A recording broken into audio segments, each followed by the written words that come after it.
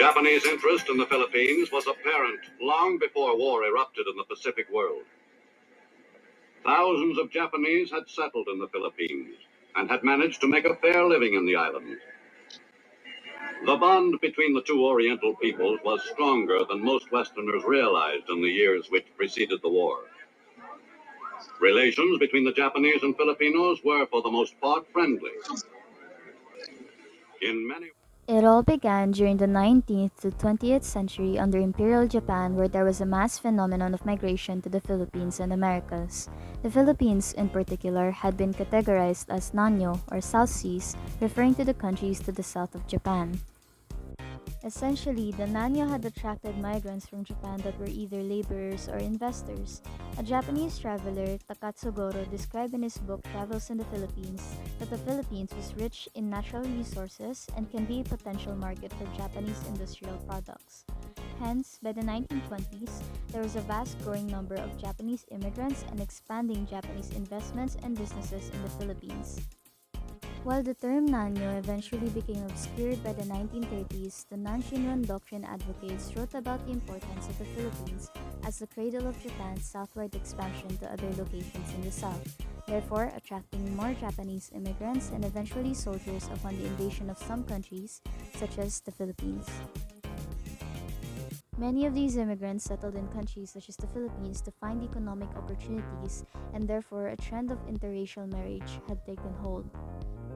However, upon the subsequent loss of Japan in World War II, many Japanese immigrants that had families were forced to repatriate or were killed without having their children properly registered in the family registry of Japan.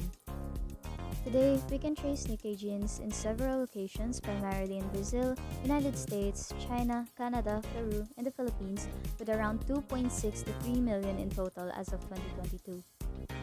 So who does a Nikkei-Jin refer to? Your guess would probably be the descendants of Japanese immigrants who have moved overseas. And according to the Embassy of Japan in the Philippines, a Nikkei-Jin that has eligibility to apply for citizenship must be children of Japanese nationals who migrated to the Philippines before or during World War II. Post-war Philippine society had a war stigma on the Nikkei-Jin community, and this was largely due to the war crimes that had been committed by the Japanese soldiers during the occupation. Most Japanese descendants were under prejudice at the time, had been often called children of the enemy, and therefore cases of harassment were common. This forced many Nikkei-Jin families to hide their Japanese roots in fear of being in public scrutiny and harassment by anti-Japanese citizens. The Nikkei-Jin can be classified into different generations, namely Nisei, second generation, Sansei, the third generation, and Yonsei, the fourth generation. The 14th Ministry of Foreign Affairs survey in the year 2021 revealed that almost 4,000 second-generation Nikkei-Jins are residing in different parts of the country, including Davao and Palawan. 724 surviving second-generation Nikkei-Jins can be considered stateless, with many of them now in their 80s still desire to gain Japanese citizenship, as time is of essence for their descendants. Therefore, we try to answer, how do generational Nikkei-Jins identify and/or preserve their heritage amidst the mix of cultural values of the adopted society? This highlights the complex interplay of identity, migration, acculturation, and enculturation within the Nikkei-Jin community. The Nikkei-Jin identities in the Philippines can be understood through the lens of acculturation and enculturation theories, which are pivotal in comprehending the cultural adaptation and preservation of the Japanese diaspora in the Philippines. Acculturation, the process of cultural and psychological change resulting from contact between cultures, is pertinent to the Nikkei-Jin's community experiences in integrating into Filipino society while retaining their Japanese cultural heritage. This process involves the adoption of elements of the host culture, such as language and customs, while also maintaining aspects of their original culture, reflecting the dynamic nature of Nikkei-Jin identities in the Philippines. Furthermore, the concept of enculturation, which pertains to the transmission of cultural values and norms within a society, is instrumental in understanding how Nikkei-Jin individuals in the Philippines uphold their Japanese cultural identity across generations. The unique historical context of the Philippines, including the nearly 50-year American colonial rule, has contributed to a complex and multifaceted acculturation experience for the Nikkei-Jins, shaping their ethnic and cultural identities within Filipino cultural landscapes. Additionally, the influence of the host country's culture, as well as the maintenance of ethnic identities, play a crucial role in the psychological well being and adaptation of the diasporic communities, as evidenced by the studies of the buffering effects of ethnic identities on acculturative stress. Moreover, the dynamics of identity bordering and the incorporation of cultural elements such as music and prayer underscore the significance of enculturation in preserving the Japanese cultural heritage within the Nikkei-Jin community in the Philippines. This highlights the agency of the Nikkei-Jin in actively shaping their cultural identity and navigating the complexities of acculturation within the Philippine socio-cultural milieu. To learn and to hear about the first-hand experiences of the Nikkei-Jin in the Philippines, we conducted interviews with 8 Nikkei-Jins from different generations and diverse backgrounds, each with their own experiences of living as people with two heritages.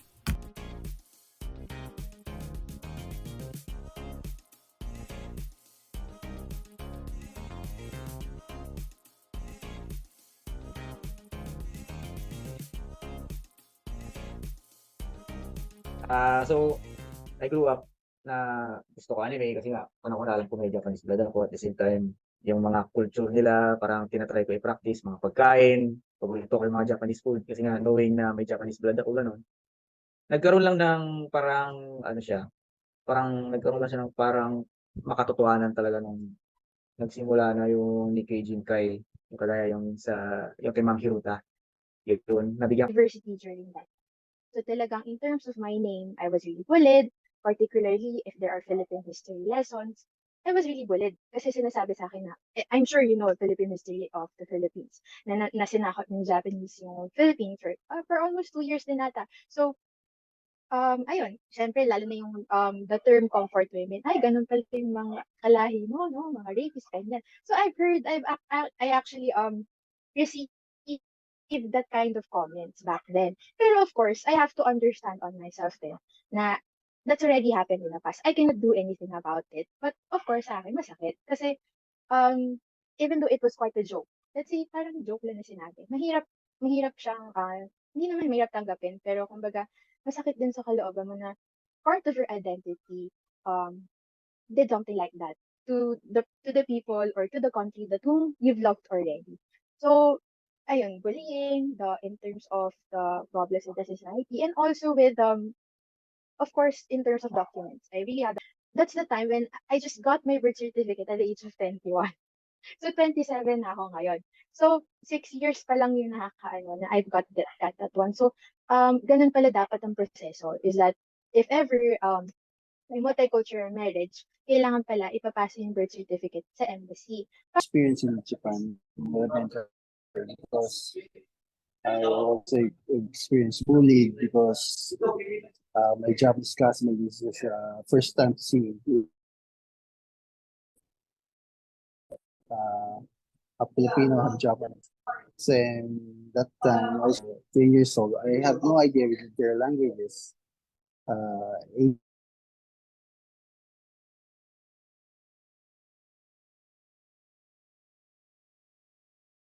the current real situation talagang more in touch ako sa Filipino kasi dito ako nabuhay, dito ako nagtrabaho, dito ako nag-aral, ganun.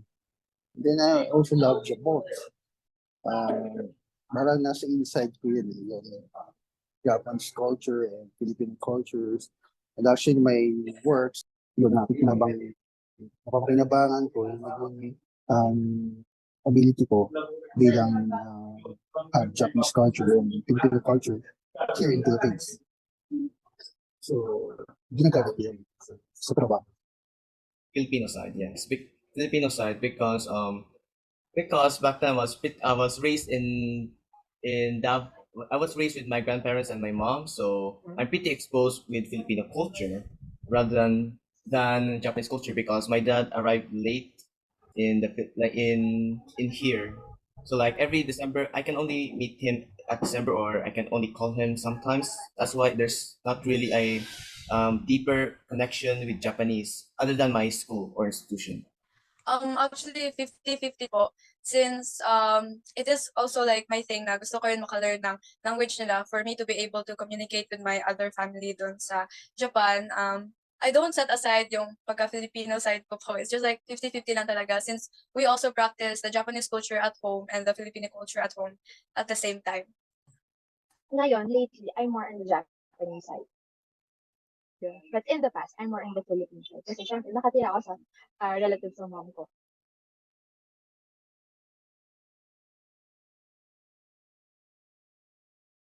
Japanese culture. Ano pa rin ako sa anime, same time nag-aaral-aral pa rin ako ng Japanese language kahit paunti-unti lang. Yun, yung more on culture. Tapos I plan on siguro pag hindi na busy, I plan on being more active dun sa association ng Nikkei-Jin. On my upbringing as well, on how we deal with culturally wise pagkain. Of course, yung mom ko nagluluto din kapag pupunta siya dito. So, wala akong problema in terms of food, in terms of I've also meeting other students from universities because of the organization that I belong to. So in terms of culturally wise, I know also how the culture of the Japanese is. And I've also been there. Nag-homestay din ako noon sa isang Japanese family. So parang alam ko din somehow how to be in the Japanese side and to be in the Filipino side. And also lately, because of Japan Foundation Manila, they actually provided an online program for the agents to help us to learn the basic, um, not really basic, but the day-to-day life of Nihongo language, if ever we'll be going there to Japan. So since, of course, particularly my mom's side is really from the province. So most likely, they do not really have the knowledge of how the Japanese culture works or the custom. Meron, nagkukwento yung mom ko, let's say example, ganito kasi sa amin, yung November namin, your Undas is on August, samantalang sa Philippines, November. Okay, so hindi siya talaga ganun paano. But one thing maybe is I actually have here I don't know if you're familiar with are you familiar with the Shichigosen Festival? Are you familiar with that? Um, that is wherein we are being presented in the temple. Tapos bibigyan ka ng manita. Are you familiar with the Japanese? Here in the house. So, inuwi yun ng mom ko. But, most likely, kasi according to their Japanese customs, hindi ka makakapag-asawa kapag hindi mo nababalik yung doll. Yung doll kasi, kamukha ko. Ganon. It's a custom na kapag mag-aasawa ka na, you reach at the age of adulthood, kailangan mo siyang i-present or i-alay sa temple. In the past few years since his arrival here, like permanent stay here, he's tried his best to integrate Japanese customs and traditions in our household. Like for instance, when I go back home, I would say,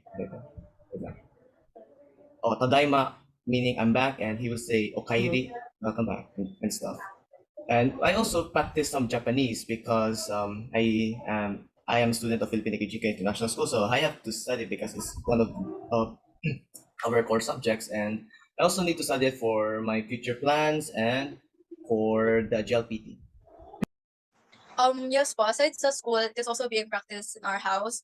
Yung Japanese language po namin, it is our major subject and we are really focused on that kasi if we fail that subject, it means majority of it ma-fail din namin. So like a lot of students do really strive on passing the Japanese language because it's really not easy to learn but we do try our best. And when it comes at home at my house, my mom tried to speak in Nihongo to me so that I can also be trained at home and at school at the same time.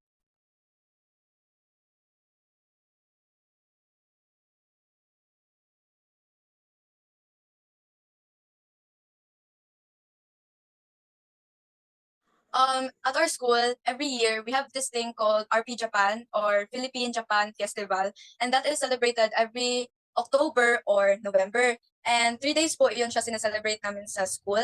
And with that 3 days na event sa school namin, we wear yukata or yung kimono na sinusuot sa Japan. And then we also have this hanging thing sa mga, when you see sa Japan country, like meron kaming nilalagay na mga, yung red thing, I forgot what it's called, pero yeah, we put that to school.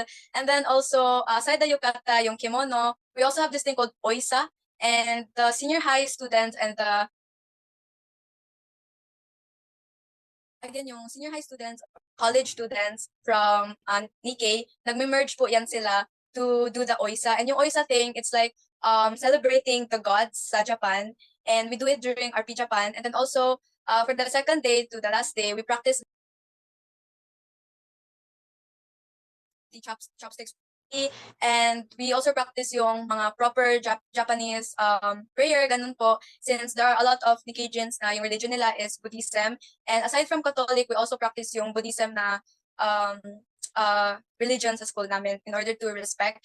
And yung proper prepare ng food, the proper prayer, proper saying after and before eating the food. And actually really fun kasi there are a lot of activities being done during that festival. And we also do origami making and proper kanji writing and a lot more things. Like, it's really fun to be in that event. And the most fun thing is if you're not a Nikkei-Shan or Nikkei-Jin, you can go to our festival anytime and we could like introduce you to our culture on like or how we do our event. And we also have this thing called Bon Odori, which is like we dance, sumasayo po kami sa harap with that traditional dance sa Japan while wearing our kimono or yukata. And whole day po yan siya, nagsta-start from morning until 6 to 7 p.m. sa gabi po. In addition sa sabi niya, sa school namin is next week we will celebrate the Philippine-Japan Festival. So it's a big event. It's a big event of the school, one of the big events. So it's a 5-day event showcasing the different, I hope, 4-day event pala siya, showcasing the different cultures of the Philippines and the Japan. So that the school is trying to teach us Japanese culture and tradition. Halo na siya sa Filipino culture. Mga ginagawa namin sa school. During flag ceremony, we have exercise na it's from Japan talaga, Japanese exercise like the radio taisho. Then during may mga month, we have month din na nakala na Nihongo man, no? Nihongo month na tayo. Baka may English month. Walang hindi talaga set yung Nihongo month, pero I think this year, November, as we celebrate talaga yung Nihongo and Filipino culture. May month talaga siya. For example, this month, no, this November, we will celebrate the Philippine-Japan Festival. So this month is More on focusing siya sa Japanese and Filipino culture, pero more on Japanese culture talaga. Then we celebrate festivals din sa Japan, like the Tanabata Festival, like that, the different during July. And also, may parang, for example, like, opening sa school, and then, meron kaming, na pinapractice din namin, like, Japanese, siya sa school, pero, pinapractice din namin siya, it is yung New Varsity. That is yung welcoming sa mga new students. It's a Japanese, ibang Japanese tradition. Same level siya sa, like, graduation ceremony. Pero sa opening. So, opening lang siya. So, yun. Many events na related to Japanese cultures and traditions. Even dito sa Davao, we have hindi lang kami na school ito na we nagaturo ng Japanese. The school may branch din sila sa ibang lugar. For example, here in Kalinan, we have a branch there. Then the different schools then they have specialized programs. For example, for the Japanese, may specialized class sila for Japanese students, Japanese programs yun. So hindi lang sa school namin na we're practicing the Japanese culture, but also around the city, may mga rin. Maintaining connections with one's heritage as an immigrant is crucial for successful acculturation. The bidimensional theory of acculturation emphasizes the importance of balancing the retention of the heritage culture with the adoption of the dominant culture's norms and values. This process occurs over the two dimensions, with individuals seeking a balance between the two cultures, emphasizing the importance of both cultures and enhancing cultural integration. In terms of the Nikkei-Jin, tapping into their heritage is something a lot of them are interested in. The balance between both of their cultures shape their identity, to which our interviewees have varying approaches towards achieving this. Though majority of them claim to be more in touch with their Filipino side, they do try and integrate Japanese culture into their lives. Exposing themselves to their culture has been a commonality between the interviewees' responses, be it through joining organizations, learning the Japanese language, and even their intake of Japanese media. Some of them also emphasize how having that connection, as part Japanese person, could open many doors for them, whether for their personal, self-improvement, or for their professional careers. The interplay between processes of acculturation and enculturation is of utmost importance in the context of the Philippines, given the profound historical and contemporary influences of Japanese culture on the Nikkei-Jin community and their intricate interactions with the broader Filipino society. From the interviewees that we've had, it is evident that Nikkei-Jin community longs for a greater connection and recognition of their Japanese heritage as an integral part of their identity. The community expresses a strong desire for more exposure to Japanese language and cultural programs, as well as opportunities to travel to Japan and immerse themselves in its rich culture. The embassy is called to make their services more accessible and known to any Nikkei-Jin that is in need of help with recovering a part of their identity. Organizations have given them hope that someday they can fully embrace their identities as Nikkei-Jin.